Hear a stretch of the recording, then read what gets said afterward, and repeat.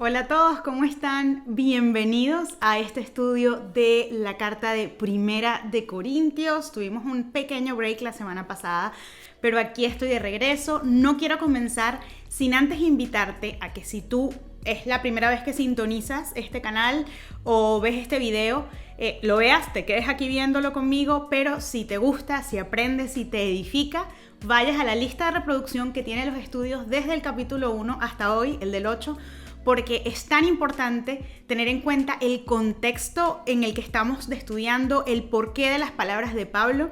Y solamente quiero hacer como un comentario aclaratorio que yo creo que nunca sobra y es bueno recordarnos esto continuamente en nuestro camino con Dios, y es que no debemos convencernos de ninguna manera de que una verdad se encuentra en un solo versículo. Es decir, en todos los versículos hay verdad y en toda la Biblia encontramos verdad. Pero la Biblia, Dios nos las dejó para leerla completa, para leerla como un todo, como una revelación única de quién es Él y de lo que ha hecho por nosotros.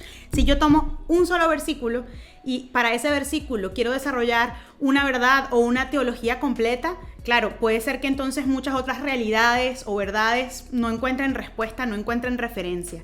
Pero si yo leo un versículo a la luz de entender quién es Cristo, como está revelado en la misma Biblia, a la luz de entender cómo se nos reveló los principios de los tiempos en Génesis, a la luz de entender lo que va a venir, que vemos revelado en Apocalipsis, entre otros muchos libros y cartas de la Biblia, va a ser mucho más fidedigno y además, vamos a hablar de lo práctico, va a tener muchísima más lógica en tu vida diaria. Recordarte que si no estás suscrito, este es el momento de hacerlo. Dale al botón que dice suscríbete o subscribe, o si está en alemán tu YouTube, la forma en la que se diga suscribirse en alemán. Pero me ayuda mucho cuando te suscribes, ayuda el algoritmo, ayuda a que este video llegue a más personas y eso me bendice un montón. Hoy es 1 de abril y antes de comenzar les prometo que ya no interrumpo más el comienzo, aunque el capítulo de hoy va a ser súper cortito. Quiero que nos tomemos un momento para ver mi ventana. Eso que ven allá son pinos llenos de nieve. Nieve el 1 de abril. Y no es cualquier nieve, o sea, está todo cubierto de blanco, así que oren por mí. Bueno, vamos con el capítulo 8. Venimos de un capítulo bien cargado de verdad, de cosas interesantes, hablando de soltería, que por cierto en mi canal de La Vida Clara tengo un video sobre el don de soltería y el don de continencia en el que se concentra Pablo en este capítulo, y de verdad creo que te puede bendecir si lo vas a ver en mi canal principal, pero también habla de muchas otras cosas y la conclusión de ese capítulo realmente no es ningún enfoque ni en la soltería ni en el matrimonio. La conclusión de ese capítulo es que nadie, después de conocer a Cristo, debe vivir atado a sus pasiones. Nadie debe vivir enfocado en su soltería o en su matrimonio o en su estado civil o en su situación legal o en si compra o en si llora o en si ríe. Nuestro enfoque tiene que ser Jesucristo y esa es la gran conclusión del capítulo 7, aunque pues ya si lo vieron ya saben que hay un montón de más cosas que podemos concluir.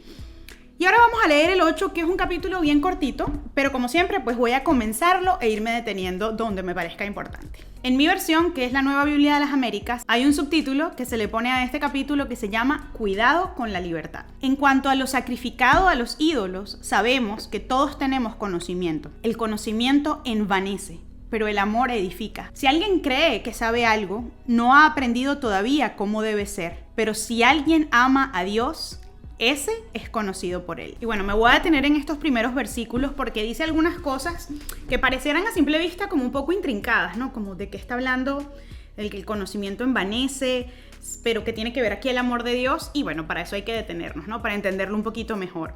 Y básicamente acá Pablo comienza.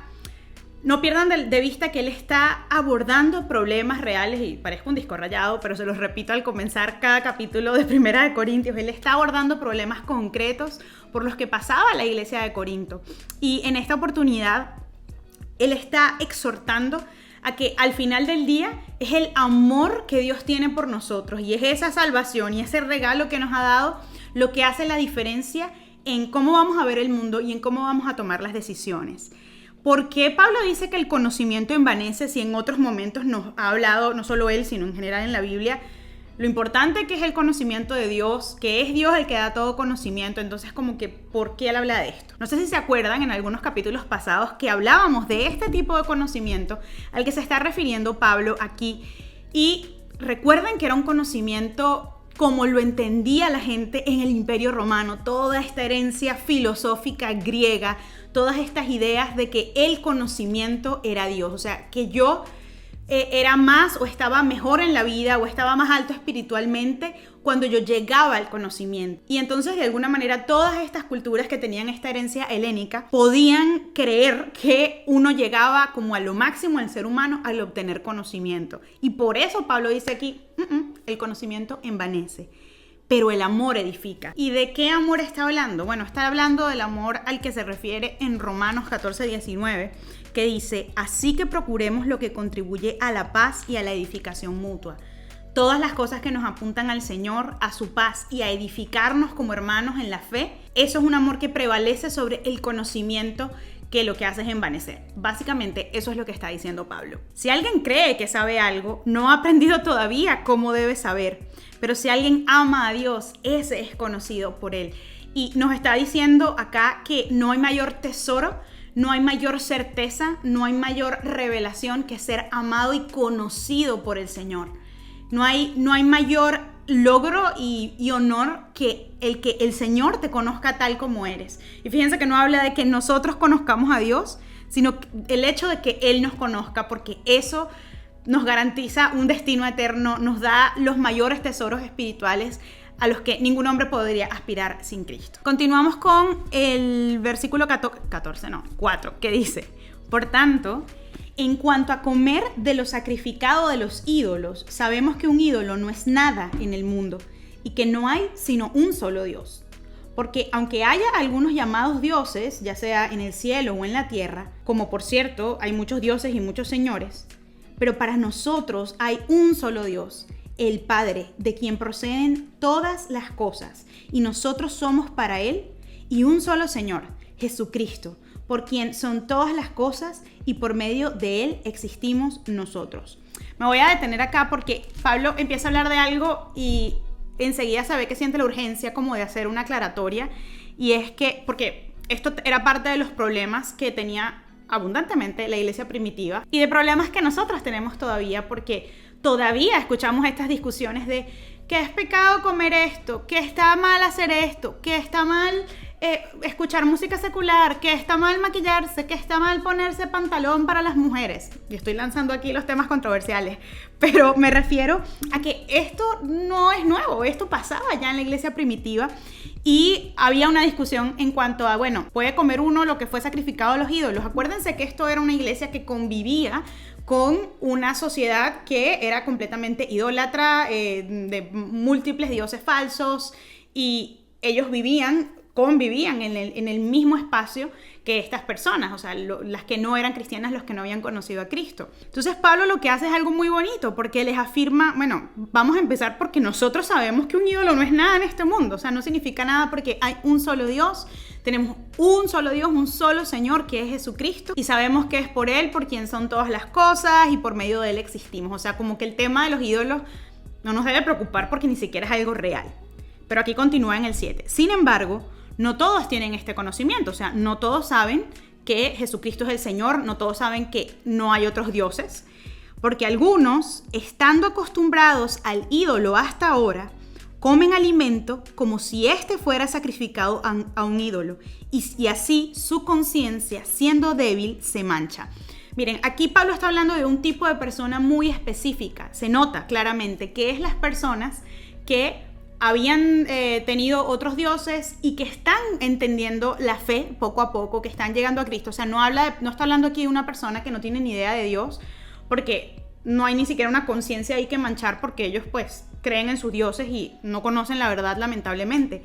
Pero aquí les está refiriendo a estas personas a las que llama débiles en la conciencia todavía, y son personas que probablemente se están acercando a Dios, pero todavía no tienen algunas bases claras de lo que es el evangelio, de lo que es la sana doctrina, de lo que sí y de lo que no. Y a estas personas se está refiriendo Pablo. Y de hecho los describe, ¿no? Son personas que están acostumbrados al ídolo hasta ahora y comen el alimento como si este fuera para el ídolo. Y fíjense, yo puedo pensar en tantas personas que comienzan en la fe cristiana y que aún arrastran este mezclote, decimos en Venezuela, de creencias. Entonces como que y yo lo veía mucho en Venezuela, en mi país de origen, y de hecho, creo que, pues no estoy segura que yo fui así porque de verdad mi conversión fue como muy radical en el sentido de que yo tenía muchos ídolos, muchas cosas en las que creía, y cuando me convertí, Dios como que las quitó, pero esa fue mi historia personal. Hay gente para las que ese cambio y ese descubrimiento es mucho más progresivo, y eso está bien porque es el trato de Dios con cada uno, pero yo recuerdo que sí veía mucho como que gente que iba a la iglesia, gente que leía la Biblia, pero por otro lado estaba en cosas de metafísica, en cosas de los ángeles, o metido en una cosa del evangelio de la prosperidad y cosas que realmente manchan la conciencia, o que bueno, no, yo voy a poner esta cosa aquí para que me vaya bien, ¿no?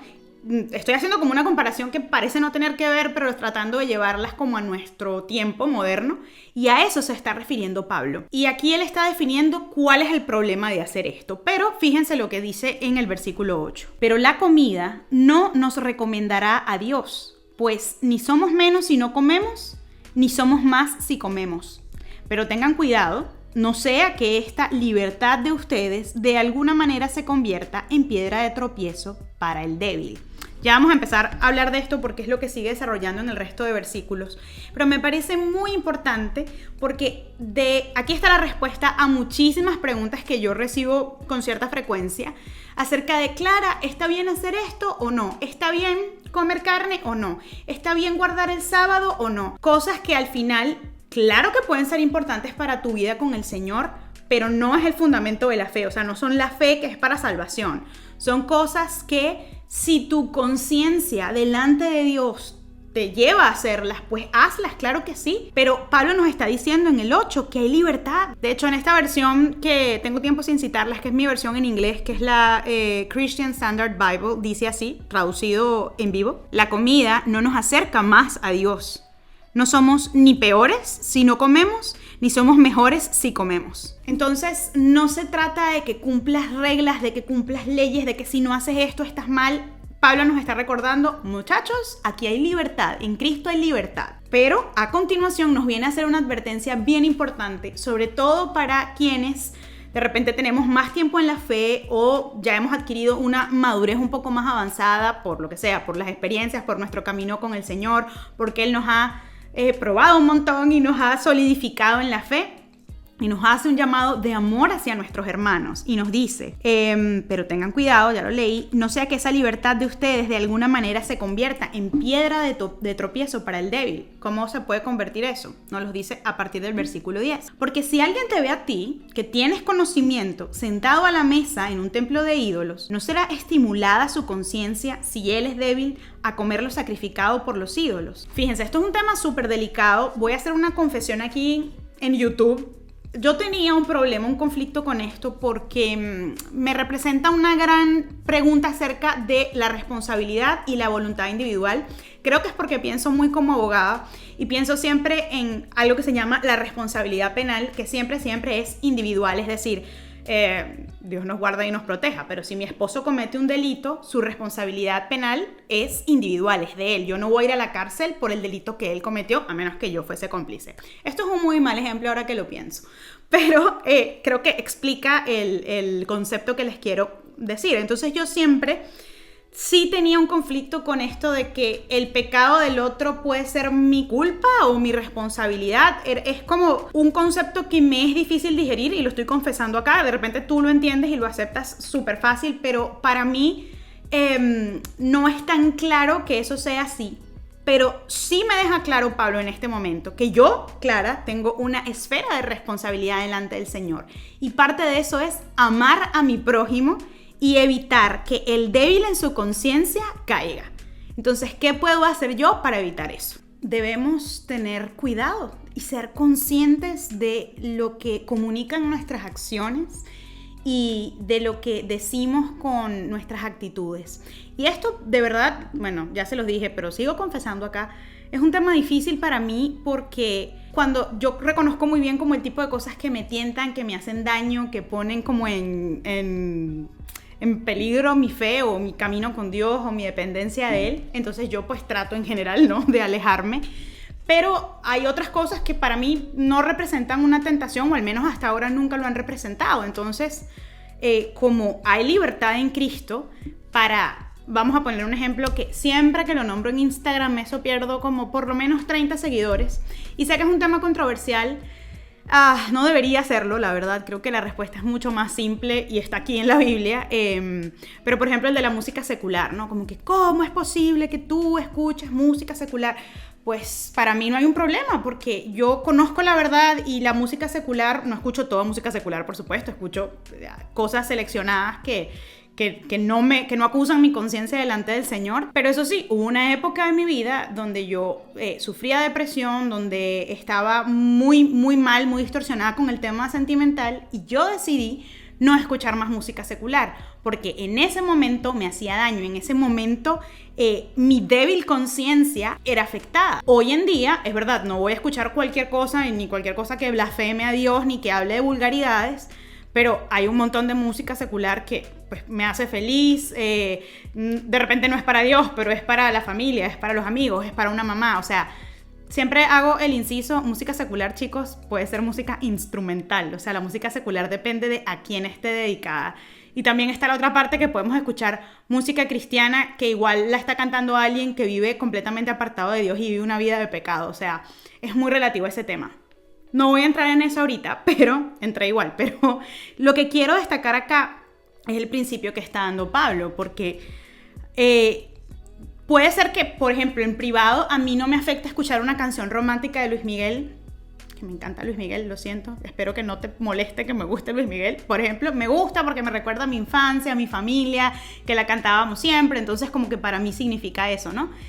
Pero de repente yo tengo a una chica que, no sé, que es mi discípula o que me ve en mi vida, y a ella sí le afecta porque ella escucha esas letras y sufre por amor y está deprimida, y eso, y en su conciencia débil aún la afecta. Entonces yo tengo que cuidarme, y eso es lo que nos está diciendo Pablo, de ese ejemplo que yo doy. ¿Por qué? Porque cuando las personas te ven como una referencia y su conciencia aún es débil, o sea, cualquier cosita para ellos los puede hacer caer.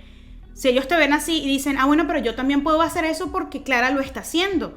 Pero resulta que para esa persona puede ser la perdición, puede ser un gran problema, un gran obstáculo en su camino que comienza con Dios. Entonces esto es un llamado a nosotros, los cristianos más maduros, bueno, no sé si meterme aquí, pero creo que sí, a tener cuidado con cómo nos conducimos. Y lo dice súper claro Pablo acá. Miren, ahorita estoy hablando y se me vienen como 5,000 ejemplos a la mente. O sea, imagínense que yo tengo a una chica cercana que me mira, que está tratando de aprender de mí, está comenzando en la fe y está luchando por dejar sus compañías, sus malas compañías, personas que no siguen a Cristo, personas que están en otro camino.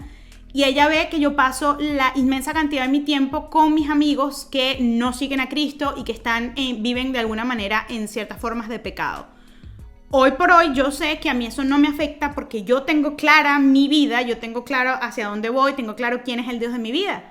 Pero esa chica que está luchando con eso necesita una mejor referencia de mi parte. Entonces yo puedo hacer el esfuerzo, quizá no de alejarme completamente de esas compañías, sí, además yo estoy haciendo un esfuerzo por amarles y por servirles y por mostrarles a Cristo, pero también tengo que modelar que también paso mucho tiempo con mi comunidad en Cristo, con mi congregación, que cómo se construyen esas relaciones cristocéntricas. Y por eso yo creo que es muy importante que no aceptemos cualquier tendencia de este mundo. Ustedes saben que jamás diré nombres, pero hoy en día veo a tantos artistas, celebridades que son cristianos y, bueno, no sé, yo no voy a juzgar, ¿no? O que dicen ser cristianos, que pueden decir de labios algo de Cristo y todo el mundo, oh, maravilloso, dijo un versículo, pero realmente la forma en la que viven su vida es una forma totalmente errada, donde se evidencia el pecado y haces que a los de conciencia débil caigan porque creen que va a estar bien seguirse vistiendo de esa manera o seguir haciendo determinadas cosas, o que no de ninguna manera nos afecta seguir viviendo como vive el mundo, pero decir que sigo a Cristo. Espero que se entienda eso. Versículo 11 nos dice, por tu conocimiento se perderá el que es débil, el hermano por quien Cristo murió. Es decir, por lo que tú ya sabes y por aquello de lo que te sientes seguro, por ejemplo esto de que estamos hablando, mi hermano, que es débil todavía en la fe, en su conciencia, se puede perder porque ve en mí una mala referencia. Y de nuevo, chicos, esto no se trata como de vamos a abstenernos de hacer todo, vamos a ser súper legalistas, vamos a vestirnos tapándonos hasta acá, no vamos a escuchar música, no vamos a hacer nada para que no nos vean. No, porque en Cristo hay libertad y eso también es algo que hay que demostrar al nuevo creyente. Pero sí tenemos que ser prudentes, sí tenemos realmente que modelar un estilo de vida santo. Y cuando hablo santo no es santurrón, ¿ok? Es un estilo de vida coherente con los principios del Señor. Algo tan sencillo, muchachos. Chismear, criticar, las murmuraciones. Qué feo es que llegue un nuevo creyente a una iglesia y que vea enseguida que hay murmuraciones, que vea que hay chismes, y entonces enseguida va a creer que el cristianismo no es muy diferente al mundo, porque va a creer que es posible y que es permisible que hablemos mal los unos de los otros. No va a haber ese amor. Y si esa persona luchaba con eso, pues va simplemente a quedar allí y eso va a manchar su conciencia. Dice el versículo 12, y así, al pecar contra los hermanos y herir su conciencia, cuando ésta es débil, pecan contra Cristo. Y el último versículo del día de hoy nos dice, por tanto, si la comida hace que mi hermano caiga en pecado, no comeré carne jamás, para no hacer pecar a mi hermano. Y de nuevo, o sea, a mí de verdad este versículo me sorprende un montón y me trae convicción y me está hablando en este momento que estoy grabando este video, porque Pablo nos está hablando de que tenemos tremenda responsabilidad delante de Cristo con respecto a nuestros hermanos, y es de cuidarlos, de modelarles lo que nosotros hemos aprendido del Señor, de apuntarles a Cristo. Entonces, si yo, por ejemplo, me tengo que abstener de determinado tipo de relación, de determinado tipo de conducta, de determinado tipo de ropa, de 1000 cosas que se me pueden ocurrir ahorita, para que mi hermano no tropiece en la fe, que obviamente sí, claro que hay una responsabilidad individual de esa persona delante de Dios, por supuesto que sí. Pero es que esto es lo hermoso de la comunidad de la fe, que nos edifiquemos y nos levantemos los unos a los otros. Entonces, sí hay una responsabilidad aquí. Y yo no concluiría que es como si yo dijera, no, es que el pecado del otro es mi responsabilidad, porque pues realmente eso no es así. Pero lo que le modelo a mis hermanos en la fe, sí es mi responsabilidad. No sé si se entiende, ¿no? Y aquí Pablo nos está estableciendo hasta dónde puede llegar esto, y que la seriedad de lo que yo modelo puede impactar directamente en sus vidas. Y yo sé que eso es verdad, porque en mi vida cristiana sí llegué a ver algunas situaciones en iglesias o con amigos cristianos que yo decía, bueno, pero esto es igual que el mundo, ¿no? De repente esas iglesias donde todo el mundo se empataba con todo el mundo y no sé quiéncita le fue infiel a no sé quién. Para mí, en una conciencia débil, una conciencia todavía inmadura, yo decía, bueno, pero esto no es nada diferente a lo que yo veo en la universidad. Y eso me hizo alejarme de la iglesia por un tiempo, porque para mí no había ninguna diferencia. Más adelante en mi vida, el Señor obviamente me corrigió, me enseñó. Llegué a conocer a un grupo de amigas creyentes que me modelaron tanto, o sea, era como, wow, es que así es que hay que ser como cristiana, es que el chisme no está bien. Y yo sé que la Biblia no los dice, pero cuando lo vemos en otros creyentes es que se hace una realidad. Es como cuando tú estás en un noviazgo y estás buscando apoyarte en una pareja que los guíe, y que te cuenten que ellos se guardaron hasta el matrimonio, para que tú sepas que es posible. O cuando conoces a un soltero o soltera que te dice que está pleno en su soltería y que la vive bien y que no necesita lograr casarse para entonces realizar sus sueños, sino que está bien como está y que pase lo que tenga que pasar. Necesitamos esas referencias para poder ser alentados en nuestro camino con Cristo. Así que estoy muy agradecida con Dios de a dónde nos lleva este capítulo, porque a mí me enseñó algo. O sea, antes de leerlo para este estudio yo no tenía tan claro esto, pero me recordó mi responsabilidad personal delante de Cristo por lo que refiero a mis otros hermanos. De nuevo, aquí hay muchas cosas que podríamos hablar, y esto no niega la libertad que tenemos en Cristo.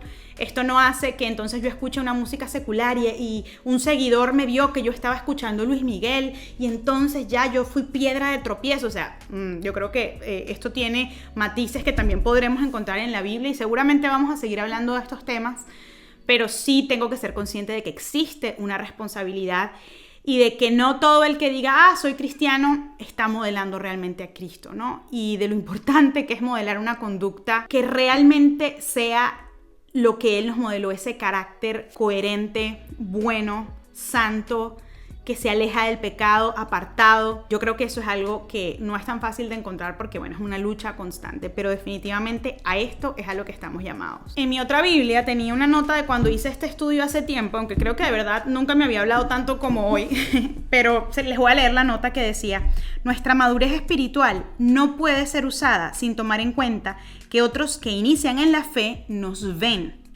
que lo que hacemos no les haga pensar que ellos pueden hacer lo mismo sin comprometer su fe. Y de nuevo, chicos, hay distintas cosas que nos tientan. No a todos nos tienta lo mismo. Hay como que ciertas cosas que en general sí podemos ver, o sea, una cosa que está blasfemando a Dios, una cosa que está exponiendo el pecado como si fuera algo bueno.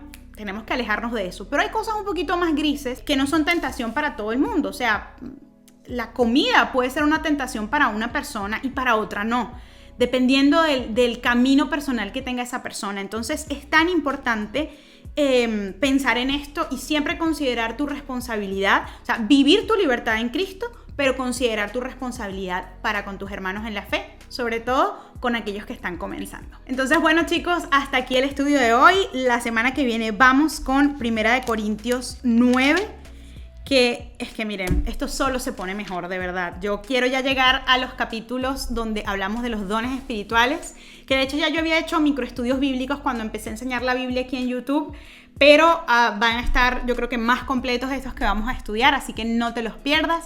Recuerda suscribirte a este canal, darle like, comentar y compartir. Y también, si no conoces mi otro canal, La Vida Clara, también suscribirte porque me ayuda un montón. Y si tú quieres apoyar la producción de contenido, el que yo pueda seguir dedicando mi tiempo para enseñar la Biblia, para hacer videos, para producir contenido sobre la Biblia y la aplicación de la misma en nuestra vida diaria, siempre puedes orar por mí y también apoyarme en mi plataforma de Patreon, que es una plataforma de membresías donde somos una comunidad un poquito más cercana, pero apoyas financieramente este ministerio. Bueno, te agradezco muchísimo por estar acá y nos vemos la próxima semana.